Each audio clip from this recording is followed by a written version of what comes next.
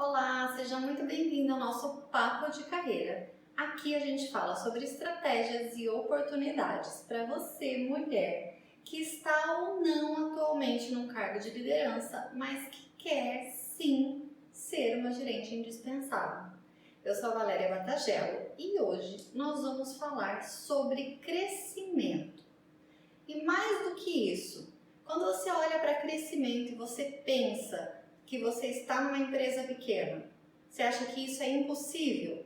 Então vamos lá, porque esse é o tema de hoje. Tentar limitar o seu crescimento porque você está numa empresa pequena.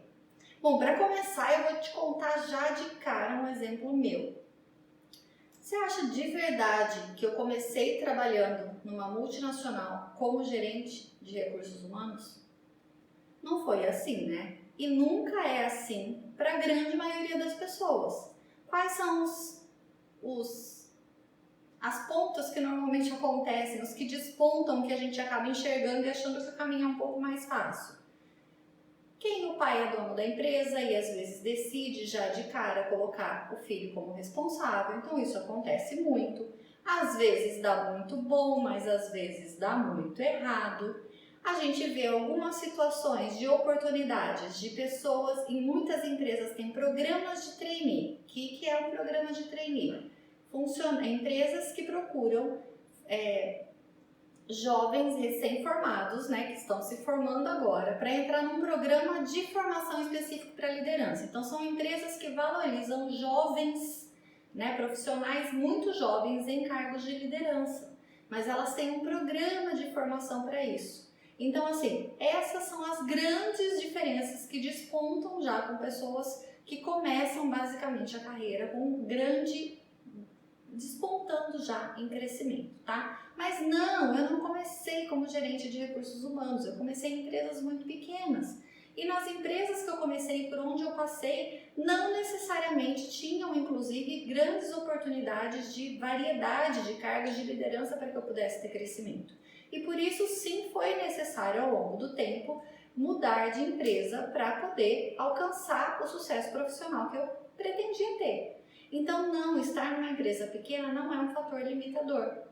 O que a gente precisa entender é que são as fases da vida que a gente tem que passar. As experiências são necessárias, então é assim que a gente vai se tornando um profissional com mais conteúdo, tá? Não dá para ser um profissional vazio que não tem nada para colocar ali, não tem nada na bagagem para acrescentar nos lugares onde ele chega, especialmente com muito mais responsabilidade.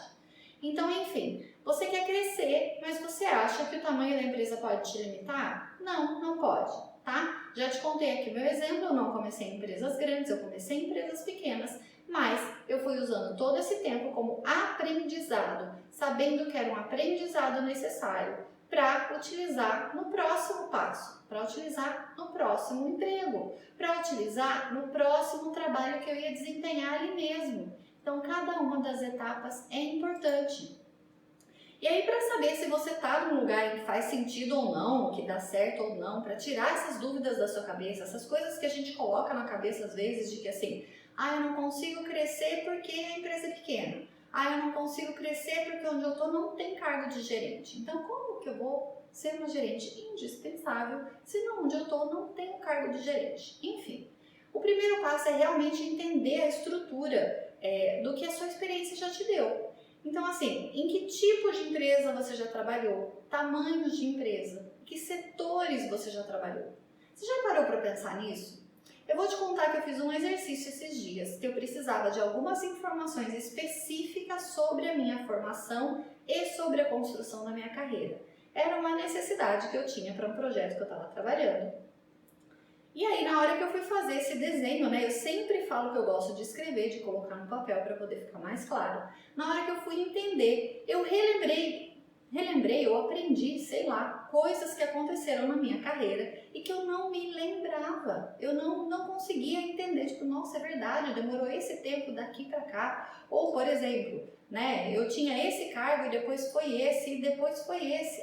Mas foi porque eu mudei para essa empresa. Então, olha que legal. Eu consegui aprender comigo mesma, com a minha história, quais coisas eu tinha feito E aí, como é que tudo isso fez sentido no final? Como é que eu olho para tudo isso hoje e consigo entender? E aqui não importa o tempo, o meu tempo era um pouco maior, o seu pode ser menor, mas é importante que faça sentido na sua cabeça exatamente todos esses passos, para aí sim você formar esse conteúdo dentro de você. Lembra, as suas conversas têm que passar a partir de agora a ser conversas mais estratégicas, não podem ser falácias, sabe? Coisa que você só fala, só repete coisas de atividades simples e básicas. Não, se você quer crescer, suas conversas têm que ter um vocabulário um pouquinho mais rebuscado. Estratégia tem que fazer parte. Então, o conteúdo disso, você entender, então, os setores das empresas por onde eu passei, o porte das empresas em que trabalhei, então tudo isso é importante para construir, mas para contar essa história você tem que entender o que é que foi, onde é que você passou. Então eu trabalhei, vamos imaginar que a gente está fazendo uma analogia simples, né? Ah, mas eu trabalhei numa loja que vendia sapato. Eu trabalhei numa empresa de comércio que vendia artigos femininos, que eram sapatos para um nível X, por exemplo. Vamos imaginar que você trabalhou numa empresa que vendia sapato de marca para mulher. Então, enfim, era um artigo que não é normalmente simplesmente um sapato para você colocar nos pés todo dia, não é um chinelo, entende? Então, era uma empresa do varejo que vendia produtos exclusivos para mulheres que queriam algo diferente. Então, olha só que construção diferente de história você começa a montar a partir daqui. Então, entender exatamente por onde você passou e como chamar cada uma dessas coisas dos lugares por onde você passou. E aí, por que a sua experiência importa? Porque quando você conta que você trabalhou nesse tipo de lugar e conta o que é que você fazia, pelo que você era responsável. Ah, eu era responsável por abrir e fechar a loja. Gente, eu era responsável, eu era a pessoa que tinha a responsabilidade de fazer a abertura e o encerramento, o fechamento da loja. No sentido de, eu era a pessoa que tinha a confiança de ter a chave do lugar, por exemplo. Isso é diferente, não é? Então assim, não é só, eu era obrigada a abrir a loja todo dia. Não, é diferente. Esse tipo de experiência, esse tipo de atividades com maior confiabilidade, que necessitam de graus de confiança, é importante a gente conseguir lembrar, é importante a gente conseguir falar sobre isso. É importante a gente contar isso. Então, a nossa experiência importa e muito. Então, coisas que a gente já fez ao longo da nossa carreira que podem parecer muito pequenos quando a gente pensa superficialmente, eles agregam muito na construção da nossa história. E aí, assim, qual a diferença entre usar essa sua experiência do que sair aí apelando para um falatório de exemplos que não fazem o menor sentido? Então aí você começa a contar uma história para alguém, e aí vamos imaginar que você está nessa de eu só abria e fechava a loja e nossa, são tantos de cliente que entrava lá todo santo dia e que só queria saber o valor, eu via na cara que não tinha nem condição de comprar. Olha só como é você, como profissional, vendendo a sua imagem. Ou então você está na entrevista, se preparou, né? Vamos falar de entrevista? Vamos! Você se preparou para uma entrevista nova, para um cargo novo, uma empresa nova, e aí você vai contar dessa sua experiência. Então você até se prepara, não. Eu ouvi dizer que é bom falar, tipo, olha, eu era a pessoa de confiança que abria e fechava a loja.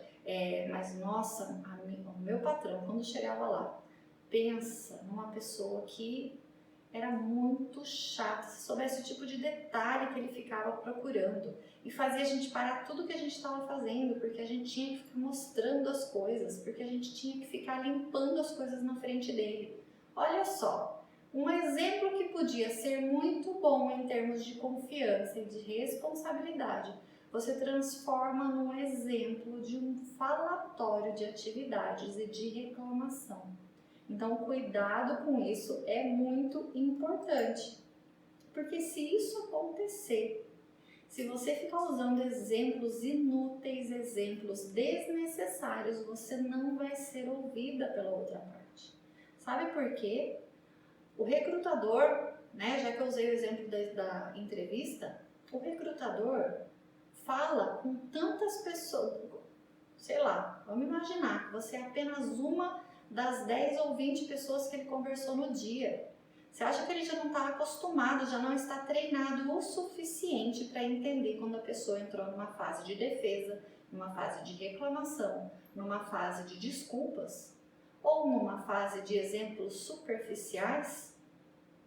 Gente, não imagina que só com algumas frases montadas para o início da entrevista você vai convencer a pessoa de que está tudo certo, tá? Porque a pessoa está treinada para fazer aquilo que ela faz. Então, você não vai ser ouvido a partir daquele momento.